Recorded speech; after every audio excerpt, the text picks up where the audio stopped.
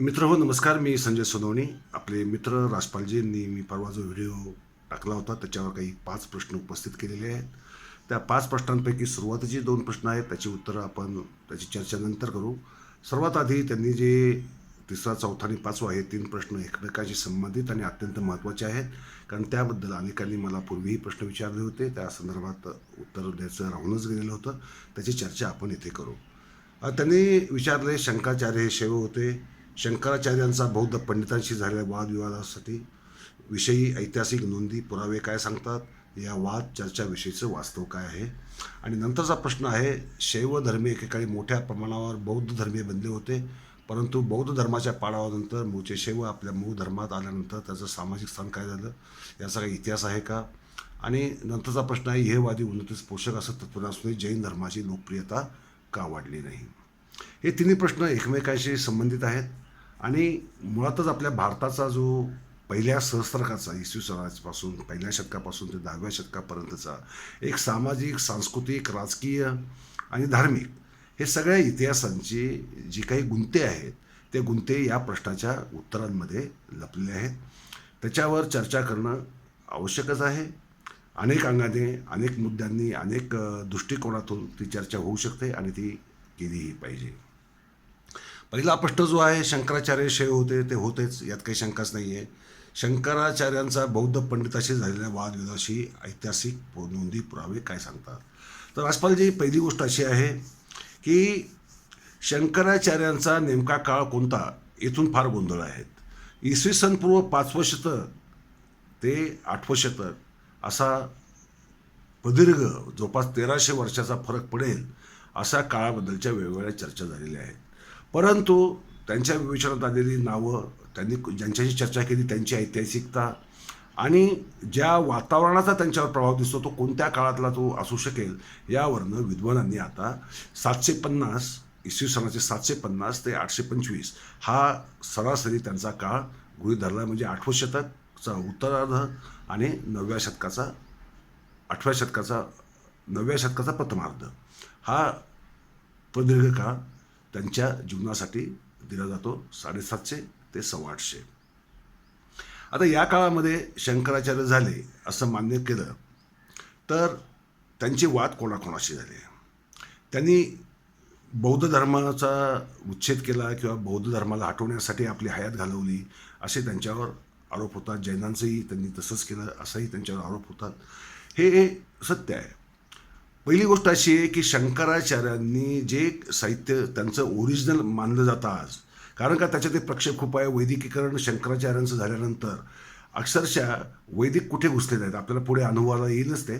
परंतु वैदिकांनी नंतर ह्या सगळ्या पीठांचं कसं अपहरण केलं आणि त्या साहित्यामध्ये घालघुसड करत करत करत करत शंकराचार्य मूळचे कधीचे ते होते की पौराणिक व्यक्ती होते का काल्पनिक व्यक्ती होते असं वाटावं इथपर्यंत गोंधळ त्यांच्या कम्प्लीटच साहित्यामध्ये आपल्याला दिसून येतो. अक्षरशः काही पुराणांमध्ये सुद्धा त्यांच्याबद्दलची विवेचना आल्यामुळे ती पौराणिक व्यक्तीच वाटावी अशा स्वरूपाचं वातावरण आहे. त्याच्यामुळे ऐतिहासिक तथ्य फार काळजीपूर्वक शोधून काढावी लागतात. शंकराचार्यांचा एकच वाद प्रसिद्ध आहे, तो मंडन मिश्राशी झालेला. मंडन मिश्राशी वाद जो झाला तो कसा झाला? मंडन मिश्राचा पक्ष काय होता आणि शंकराचार्यांचा काय होता? तर मंडन मिश्रने वेद हेच अंतिम आहेत, वेद हे अपरिवर्तनीय आहेत आणि त्यातलं तत्वज्ञान हे सत्य आहे असा पक्ष मंडन मिश्राचा होता. तर वेदांत, उपनिषद हीच अंतिम सत्य आहेत, तीच खरं तत्वज्ञान सांगतात असा शंकराचार्यांचा पक्ष होता. मित्र लक्षात ठेवा, वेदांवर आधारित उपनिषद नाहीत असं मी परवा म्हटलंच होतो. वेदांवर आधारित जर उपनिषद असती तर मग वेद खरे का उपनिषद खरी हा वाद होण्याचं आणि एवढा महत्त्वाचा वाद होण्याचं काही कारणच नव्हतं. परंतु वस्तुस्थिती तीच होती आणि हे जे पक्ष, पूर्व पक्ष, उत्तर पक्ष हे जे घेण्यात आलेत हे या स्वरूपाचेच आहेत. त्यानंतर त्यांच्या काळातल्या ज्या काही व्यक्तींचा उल्लेख जो येतो ते कुमारिल भट्ट आहेत, एक धर्मकीर्ती आहे जो बौद्ध होता आणि तो नंतर बौद्ध झाला, अशी काही आपल्याला नावं मिळतात. आता याच्यामध्ये जे दुसरं नाव जे मिळतं आपल्याला कुमारिल भट्टचं, कुमारिल भट्टची आख्यायिका वेगळी आहे. धर्मकीर्ती हा जो बौद्ध नंतर झाला तो ॲक्च्युली त्यांचा पुतण्या होता. आणि कुमारिल भट्ट, कुमारिल भट्ट हा बौद्ध द्वेष्टा होता.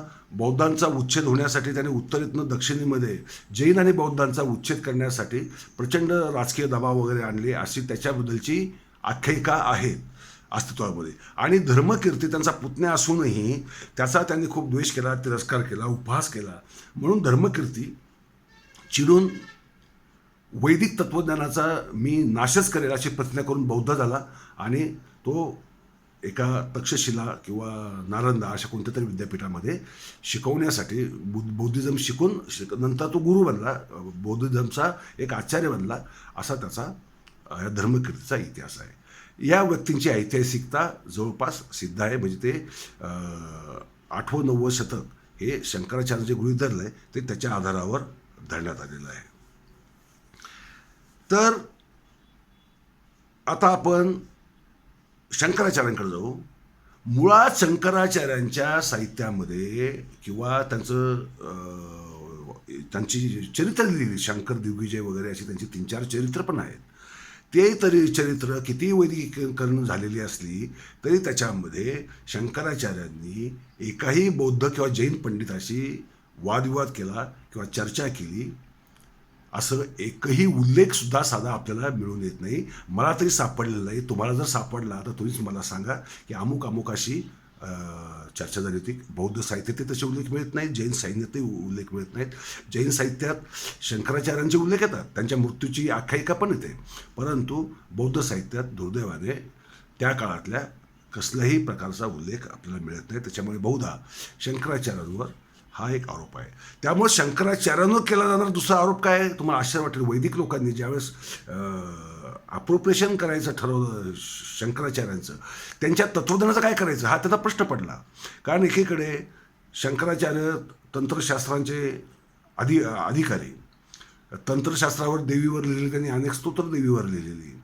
त्यानंतर ते शैव अद्वैतवादाचे अध्वर्य, किंबहुना अस्पृश्यतेच्या विरोधात त्यांना शंकरानेच चांडाल वेशात दर्शन देऊन त्यांना अस्पृश्यता, जर तू अद्वैत मानतोस तर तू अस्पृश्यता कशी मानू शकतोस असा प्रश्न त्यांना केला गेला. तिथून पुढे त्यांनी अस्पृश्यतासुद्धा सोडली अशी त्यांच्याबद्दलची आख्यायिका आहे. मग हे सगळं जर गृहीत धरतं वैदिक तत्त्वज्ञानात ह्या गोष्टी तर बसत नाहीत. मग त्यांनी काय केलं, त्यांचं जे जीवनचरित्र आहे तेच गढूळ करायला सुरुवात केली आणि बाकीच्या गोष्टी ज्या आहेत त्या मागे टाकून ते वेद कसे मान्य करत होते वगैरे वगैरे सांगायची. किंबहुना प्रत्येक मठाला जे त्यांनी 4 मठ स्थापन केले त्यांना एक एक वेद दिला अशा स्वरूपाच्या ज्या कथा नंतर पुढे आल्या त्या खऱ्या नाहीत. तसं जर असतं तर मंडन मिश्रशी मुळात वेद खरे का उपनिषद खरी असा वाद, तात्विक वाद हा निर्माण झालाच नसता. त्यामुळे बौद्ध धर्माचा किंवा जैन धर्माचा पराभव यांनी वादविवादात केला. त्यांना उकळत्या कढईत तेलात बुडवून मारलं हरवल्यानंतर. ह्या ज्या सगळ्या दंतकथा आहेत, ह्या सगळ्या आख्यायिका आहेत, याला मूळ साहित्यामध्ये त्यात भेसळ जरी असली तरी मुळात स्थानच नसल्यामुळे या गोष्टींकडे आपल्याला संशयाने पाहावं लागतं. ते खरं मानून चालत नाही. आणि माझा तर व्यक्तिगत जर म्हणाल तर माझा विश्वास नाही, कारण त्याला तसे ठोस पुरावे नाहीत. ह्या नंतरच्या काळामध्ये पुराणांमध्ये घुसवल्या गेलेल्या गोष्टी आहेत. आता दुसरा प्रश्न असा आहे की बौद्ध धर्माचा ऱ्हास होण्याची कारणं कोणती. याबद्दल खरं म्हणजे भरपूर चर्चा झालेली आहे. मुळात 4थ्या शतकात ज्यावेळेस गुप्त आले, गुप्तांच्या आधी जैन, बौद्ध, हिंदू हे अत्यंत फोफावत होते, एकमेकांची स्पर्धाही करत होते, फोफावत होते. पण वैदिक धर्माला मात्र कुणीही राजाश्रय द्यायला तयार नव्हतं. अगदी शक होऊन कुशाण या परकीय राजांनी सुद्धा त्यांना राजाश्रय दिला नाही. त्यामुळे या धर्माचं, त्यांच्या भाषेचं किंवा त्यांच्या विचारांचं प्रतिबिंब आपल्याला समाज जीवनावर पडल्याचं त्या काळातल्या साहित्यावर दिसत नाही. ही पुराणं, रामायण, महाभारत संस्कृतात आणून त्याच्यावर जी संस्करण केली, त्याचं वैदिकीकरण केलं, त्याचा सगळा आवाढव्य उद्योग म्हणून आपण त्याला, तो 4थ्या शतकानंतर सुरू झाला. याचं कारण असं आहे की वैदिक धर्माला गुप्तांनी राजाश्रय दिला जो पूर्वी त्यांना कधी मिळत नव्हता. त्यांना राजाश्रय मिळाल्यामुळं प्रॉब्लेम तिघांचा झाला, हिंदूंचाही झाला, शैवांचाही झाला, बौद्धांचाही झाला, जैनांचा झाला. कारण कोणताही धर्म टिकून आणण्यासाठी त्या काळात राजाश्रय असणं, कारण राजाचा धर्म हाच प्रजेचा धर्म, अशा स्वरूपाचं एक काय म्हणू आपण त्याला समीकरण असल्यामुळे किंवा ती मान्यता असल्यामुळे आपल्याला त्यांना ते कसे मागे मागे पडत गेले, हे तिन्ही धर्म मागे मागे पडत गेले. वर्चस्व वाढलं कोणाचं? वैदिकांचं वाढलं. वैदिकातल्या ब्राह्मण वर्णाचं वर्चस्व जास्त वाढलं. त्यांनी क्षत्रिय आणि वैश्य वर्ण मग नष्टच करून टाकला. कारण पूर्वी त्यांना राजाश्रयच नव्हता, त्यांना किंमतच नव्हती समाजामध्ये. परंतु त्यांनी अत्यंत धूर्तपणे कष्ट करून प्रवेश मिळवला. आणि फक्त राजाश्रय म्हणून ते थांबले नाही, तर ते बौद्ध धर्मामध्ये शिरले, ते जैन धर्मामध्ये शिरले, ते हिंदूंमध्येही घुसले आणि हिंदूंच्या काही प्रॅक्टिसेस अडॉप्ट करून, बौद्धांच्या काही प्रॅक्टिसेस अडॉप्ट करून, जैनांच्या काही प्रॅक्टिस अडॉप्ट करून, हे आणि आम्ही कसा फरक नाही हे यांना राजांना, राजसत्तांना आणि समाजालाही सांगणं सोपं गेलं. त्यामुळे त्यांचं जे वर्चस्व आहे, कारण जी सगळी दानपत्र जर आपण गुप्तकाळात पाहिली तर 90% दानपत्र ही केवळ आणि केवळ वैदिकांना आहेत, अन्य कोणाला नाहीत. ना जैनांना आहेत, ना बौद्धांना आहेत, हिंदू मंदिरांनाही दानपत्र नाहीत, फक्त वैष्णव मंदिरांना. कारण विष्णू हा गुप्त काळातच वैदिकांनी आपला ऋग्वेदातनं एक दुय्यम देवता पुढे आणली आणि त्याला एक महत्त्व दिलं. त्यांच्यामुळे गुप्त काळामध्ये अनेक सामाजिक अधपत झाले. श्रेणी संस्थेचा नाश झाला. श्रेणी संस्थांना जे स्वातंत्र्य होतं, जे काही त्यांचे वर्चस्व होतं, ते पूर्ण काढून टाकण्यात आलं. वैष्णव मंदिरांचं महत्त्व वाढवण्यात आलं. हा सगळा उपद्व्याप 4थ्या शतकापासून सुरू झाला. शंकराचार्यांवर होणारा आरोप कोणता आहे? मी मगाशी बोलायचं विसरलो. त्यांना प्रच्छन्न बौद्ध म्हणतात. प्रच्छन्न बौद्ध म्हणून त्यांना वैदिकांनी प्रचंड हिणवलेलं आहे सुरुवातीच्या काळामध्ये. कारण त्यांनी मायावाद जो स्वीकार केला शंकराचार्यांनी, त्या मायावाद आणि भगवान गौतम बुद्धाचा तत्त्वज्ञान याच्यामध्ये खूप साम्य आहे त्या अद्वैतवादामध्ये. कारण दोघे सांख्य तत्त्वज्ञान जे आसुरी संस्कृतीतून आलेलं होतं, त्या संस्कृतीचा जरी भगवान गौतम बुद्धाने सांख्य तत्त्वज्ञान पूर्ण स्वीकारलं नसतं तर काही अंश स्वीकारला होता, हे तर पूर्ण सांख्यच होते.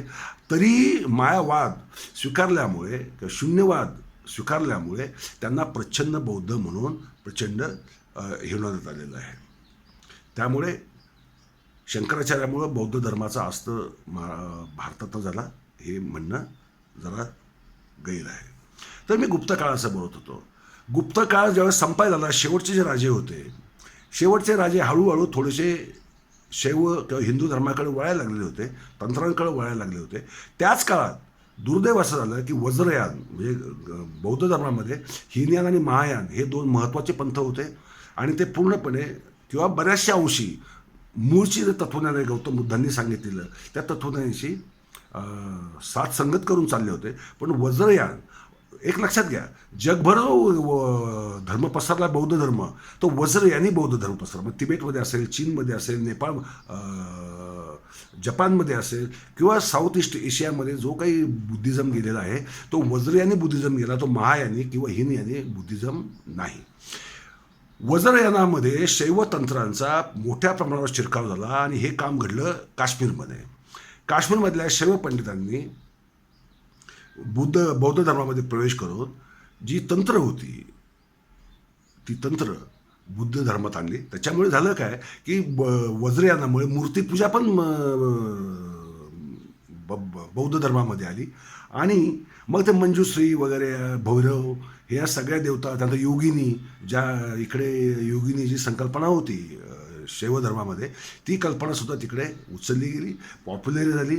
आजही त्याची संमेलनं जी वज्रयानांची होतात, भारतातही अलीकडे 2020 सालीच एक झालं होतं, त्याच्यामध्ये हे तंत्राधारित बुद्धिझम हा आपल्याला दिसतो.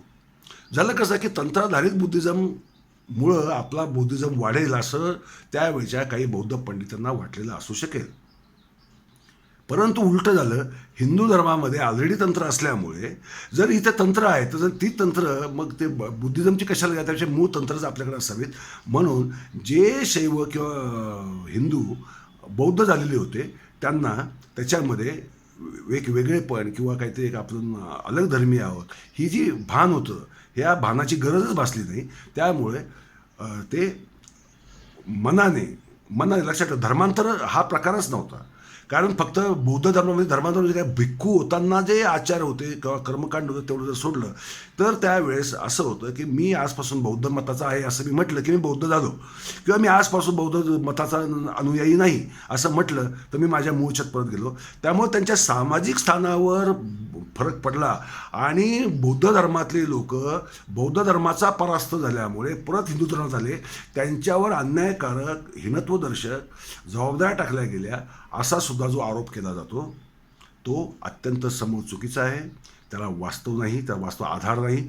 याचं दुसरं एक पुरावा असा आहे की आपण सातवाहन काळापासून तर अगदी 6व्या-7व्या शतकापर्यंत लेणी असतील किंवा गुंफा असतील, तिथे जी दानपत्र जी आहेत म्हणजे शिलालेख आहेत, ते शिलालेख हे आपापल्या जातीचा उल्लेख करून अनेकांनी जे बौद्ध होते त्यांनी तर देणग्या दिल्याच दिल्या, बौद्ध धर्मीय जे सर्वसामान्य होते त्यांनी तर दिल्याच दिल्या, पण त्या अन्य जात्यांनी दिल्याचे सुद्धा शिलालेख कोरलेले आहेत. याचा अर्थ असा आहे की बौद्ध धर्माची श्रद्धा हिंदू असूनही ठेवली जात होती, किंवा बौद्ध आहे मी ते बौद्ध मत कधी मी बौद्ध मताचा होऊ शकत होतो, किंवा मी माझ्या परंपरागत चालीरीतींचा जो धर्म होता माझा त्या धर्माप्रमाणे चालू शकत होतो. त्यामुळे बौद्ध कोण, हिंदू कोण हा काही, किंवा जैन कोण हा काही वादाचा मुद्दा नव्हता.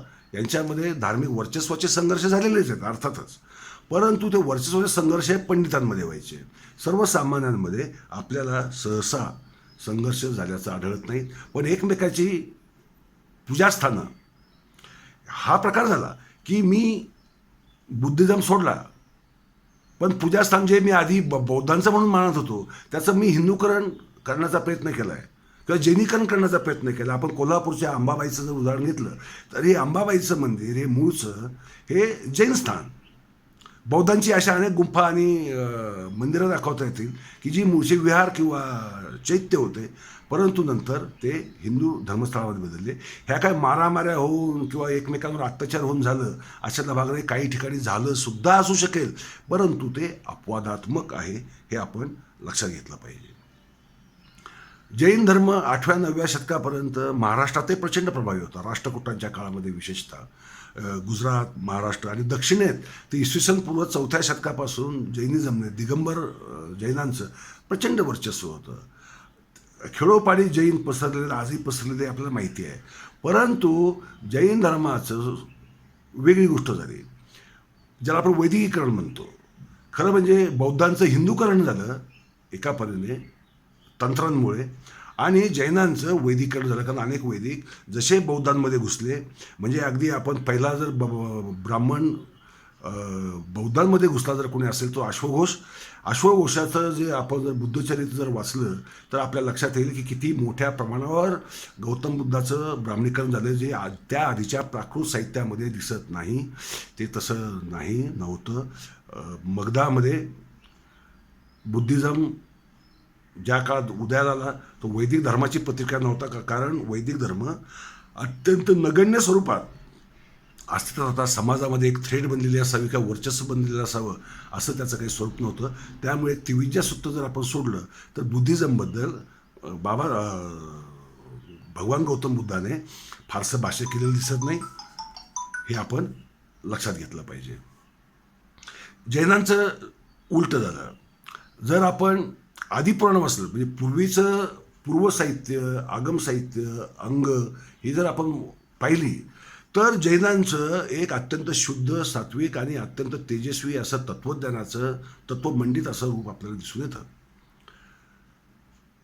परंतु 4थ्या-5व्या शतकानंतर जसं आपण आदिपुराण असेल किंवा इतर काही जे ग्रंथ त्यांचं धर्मसाहित्य जे निर्माण झालं संस्कृतमध्ये विशेषतः जे ब्राह्मणांनी लिहिलं, त्यांनी केलं असं की जे त्यांचे ऋषभनाथ आहेत ते क्षत्रिय कसे होते, वर्णव्यवस्था ऋषभनाथांनीच कशी निर्माण केली, पासून ते महावीरसुद्धा क्षत्रिय होते. म्हणजे वैदिकीकरण करण्याची ही पद्धत ही तेव्हापासूनची आहे. तिथून जी सुरू झाली त्याच्यामुळे झालं असं की आता जैन धर्म हा वैदिकांच्या जवळ गेला आणि बुद्धिझम तर हिंदू धर्मामध्ये भारतातला जवळपास विलीनच झाला. त्याचं काही वेगळं अस्तित्व फारसं राहिलं नाही. थोडंसं फार आचारांमध्ये, विचारांमध्ये किंवा तत्त्वज्ञानामध्ये राहणारच, त्यात तर काही शंकाच नाही बिलकुल. पण असं वेगळं अस्तित्व दाखवता येईल असं अस्तित्व मात्र नंतर आपल्याला राहिल्याचं आढळून येत नाही, कारण व्यवस्था बदलत गेली. गुप्तकाळ संपला. गुप्तकाळ संपल्यानंतर भारतात सामंतशाही आली हे आपल्याला माहिती आहे. त्यामुळं राजाश्रय गेला, जैनांचाही गेला, बौद्धांचाही गेला, हिंदूंचा राहिला. कारण का, बहुतेक लोक हिंदूच होते. वैदिक आपापल्या उच्च पद्धती सांभाळून बसले, त्यामुळे त्यांचंही अत्यंत व्यवस्थित चालू राहिलं. मग नंतर आक्रमणं जी चालू झाली, विशेषतः नॉर्थ वेस्ट भागातली, तिथनं भारतातलं एकंदरीतच सारंच जे काही चित्र आहे, जैन धर्म आपण म्हणतात त्याप्रमाणे राजपालजी इहवादी, बहुतेक व्यापारीच होते. बहुतेक जण व्यापार उदीमातच होते. त्यांचे अगदी मोठ्या मोठ्या जे ग्रंथ आहेत त्याच्यामध्ये आपल्याला त्यांचे सगळी बोलायला मिळतात. अगदी बुद्धांच्या जातक कथातही जे व्यापारी आहेत ते व्यापारी आपल्याला श्रमण संस्कृतीतच दिसतात. त्यामुळे श्रमण संस्कृती ही जैन आणि बौद्ध हा काय फार भेद करणारा नव्हती, फक्त मान्यतांचा प्रश्न होता आणि तेवढ्या पुरतेच ते वेगळे होते. मूलभूत तत्त्वज्ञान जे आहे, मूलभूत तत्त्वज्ञानात फार मोठा फरक नव्हता, परंतु मूलभूत तत्त्वज्ञानाच्या विवेचन पद्धतीत, त्याचा अर्थ काढण्याच्या पद्धतीत आणि त्याचं अंतिम उद्दिष्ट शोधण्याच्या पद्धतीत फरक होता. कारण जसं भगवान गौतम बुद्ध सृष्टीची निर्माता कोणी आहे की नाही याबद्दल मौन राहतात, पण जैनांनी मात्र सृष्टीला कुणीही निर्माता नाही, सृष्टी अनादि अनंत आहे अशा स्वरूपाचे हे आपल्याला तत्त्वज्ञानातले जे विभेद आहेत ते आपल्याला दिसून येतात. त्यामुळे साम्य पण आहेत आणि विभेदही आहेत. त्यामुळे ऱ्हास होण्याची कारणं, राजाश्रय गेला नंबर 1 बौद्ध आणि जैनांचा, दक्षिणेतही गेला. आक्रमणामुळे जे एक विखंडित विस्कळीत स्थिती निर्माण झाली, त्यामुळे आर्थिकदृष्ट्या पण अवनती आली. दान देणारे कमी झाले, कारण का दुष्काळाची पण रांग आली 10व्या शतकापासून. 1022 पासून ते 1630 पर्यंत, शिवाजी महाराजांचा जन्म होईपर्यंत भारतामध्ये मोठे 250 दुष्काळ पडले.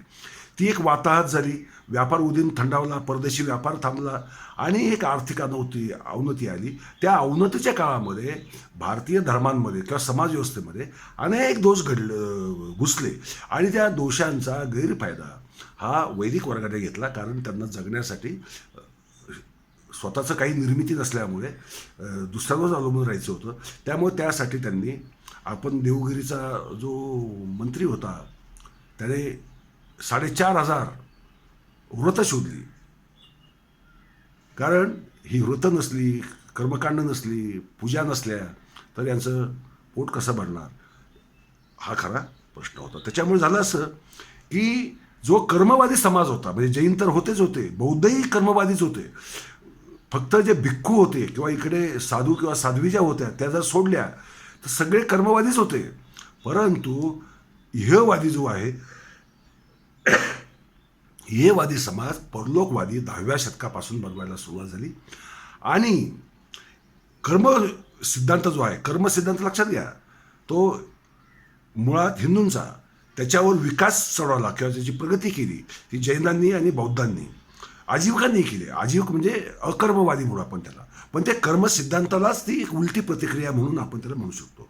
पण तो कर्मवाद कसा होता की चांगली कर्म केली तर तुमची मोक्षाच्या दिशेने वाटचाल होईल, नाही केली तर तुमची आत्मिक अवनती होईल, अशा स्वरूपाचा तो कर्मवाद होता.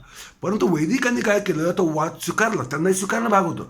पण त्यांनी तुमची ही जी आजची स्थिती आहे, आजची स्थिती ही गेल्या जन्मातल्या पापाची फळं आहेत, अशा रीतीने कर्मसिद्धांत अत्यंत विकृत बनवला. म्हणजे आजची जाते तुमची कशामुळं आहे तर गेल्या जन्मातल्या पापामुळं. पुढच्या जन्म जर तुम्हाला जर चांगली जात पाहिजे असेल, तुम्हाला ह्या जन्मात आहे ते तुमचं कर्म, तुमच्या जातीने ठरवलेलं कर्म तुम्ही बिनबोभाट, निर्विवाद, कसली तक्रार न करता, कसली बंड न करता, त्याचा विचार न करता केलं पाहिजे, तरच तुम्हाला ते मिळेल. आणि दुसरी गोष्ट लक्षात ठेवा मित्र, अवनतीच्या काळामध्ये माणूस दैववादी बनत जातो. भारत दैववादी बनला आणि जो इहवादी समाज हा परलोकवादी बनला. त्यामुळे संतांची चळवळसुद्धा समाजाला इहवादाकडे आणू शकली नाही, कारण तेही परलोकवादी होते, तेही जाती मान्य करणारेच होते. त्यांच्यामुळे भारतीय समाजामध्ये वैचारिक क्रांती झाली असं आपल्याला चित्र दिसत नाही. तर थोडक्यामध्ये सांगायचं तर बौद्ध धर्माचा ऱ्हासच झाला, कारण हिंदूमध्ये ते पूर्ण मिसळून गेले. जैन मात्र त्यांच्या साधू साध्वी मठ परंपरेमुळे आणि त्यांचा इहेवाद असल्यामुळे तो धर्म संकुचित होत झाला, खूप आकुंचित झाला. परंतु तो टिकून राहिला. विखुरलेला असल्यामुळं त्याचा परत काय म्हणून आपण त्याला पूर्ण विनाश करता आला नाही अशी कारण. आणि मुळात जैन धर्माचा ताबा आजही जर आपण आज वर्तमानातलं मित्र पाहिलं तर आजचे जे जैन आहे हे तुम्हाला RSSचे सगळ्यात मोठे समर्थक सापडतील. फायनान्सर्स RSSचे सगळ्यात मोठे जैनच सापडतील. याचं कारण असं आहे की त्यांचं वैदिकीकरण त्यांच्या मनावर एवढं बसलेलं आहे की सरस्वती देवीचा अर्थ जैनांमध्ये सरस्वती आहे, पण ती सरसई ती अत्यंत वेगळी. तिचा सरस्वतीशी म्हणजे वैदिकांच्या सरस्वती काडीत का संबंध नाही, पण आता ते मा सरस्वती वगैरे वगैरे म्हणून त्याचीच त्याच स्वरूपामध्ये वैदिक स्वरूपामध्येच पूजा करून आलेली आहे. तर हे असे गोंधळ वैदिकांनी शब्दसाधर्म्य वगैरे पाहून करून ठेवलेत. पण त्यातनं बाहेर कसं पडायचं हा आपल्या पुढचा प्रश्न पाहिजे. आम्ही इतिहासाचा नीट विचार न करता ते गुंते सोडवण्याच्या ऐवजी आम्ही वाढवायचा प्रयत्न करतो. अभ्यास आपण आवश्यक केला पाहिजे, परंतु तो दूषित दृष्टीने तिकडे बघून ते होणार नाही. वैदिक सत्तेला आव्हान हे वाढलेलं आहे उलट आता आजच्या काळामध्ये. पूर्वी कधी नव्हतं एवढं ते आव्हान आता वाढलेलं आहे. आपण जर बघत असाल, बातम्या बघत असाल, त्यांचं वर्तन बघत असाल, ते अगदी त्याच पद्धतीने चालू आहे. आपल्या पुढचं खरं आव्हान, खरं संकट तेच आहे हे आपण लक्षात घेऊयात. राजपालजी, धन्यवाद.